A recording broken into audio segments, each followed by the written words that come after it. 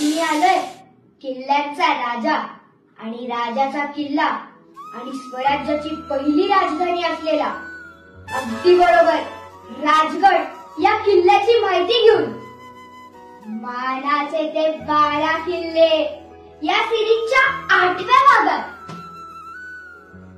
हा किल्ला पुण्यात आहे। पूर्वी याला मुरुंबदेव असे म्हणले जायचे। नंतर शिवाजी महाराजांनी हा गड जिंकून त्याला राजगड असे नाव दिले। शिवाजी महाराजांचा सर्वात जास्त 25 वर्षांचा सहवास या किल्ल्याला लाभला आहे। या किल्ल्यावर अनेक ऐतिहासिक घटना घडल्या आहेत, जसं की शिवाजी महाराजांचे सुपुत्र म्हणजे राजा राम यांचा जन्म इथेच झाला आहे। शिवाजी महाराजांनी बऱ्याचशा युद्धातल्या रणनीती याच गडावर आखल्या आणि सईबाई यांचे निधन पण याच गडावर झाले आहे।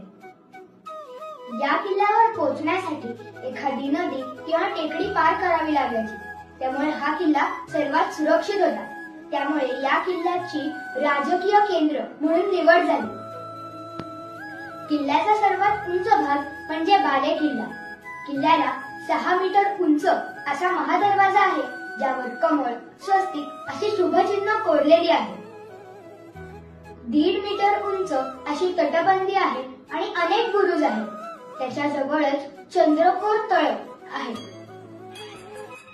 किल्ल्याला 3 माच्या आहेत। सर्वात प्रशस्त म्हणजे पद्मावती माची। इथे निवासस्थान, दारुगोळ्याची कोठारे, लष्करी केंद्र, सईबाई यांची समाधी आणि गुप्त दरवाजा आहे। दुसरी म्हणजे सुवेळा माची। हा एक टेकडीसारखा भाग आहे।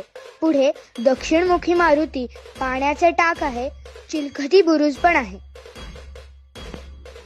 तिसरी म्हणजे संजीवनी माची, ज्याची लांबी 2.5 किलोमीटर आहे आणि तिहेरी बांधणीचे 19 बुरुज इथे आहेत आणि इथे खूप तोफा होता असं म्हणलं जायचं। येण्यासाठी इथे आळू दरवाजा पण आहे। किल्ल्यावर रामेश्वर मंदिर आहे, जिथून वर गेल्यावर राजवाड्याचे अवशेष आहेत, जे आपण आजही बघू शकतो। असा हा राजगड किल्ला हा 6वा किल्ला होता ना, ज्याची मी तुम्हाला माहिती दिली। तुम्ही सगळे व्हिडिओज बघताय ना?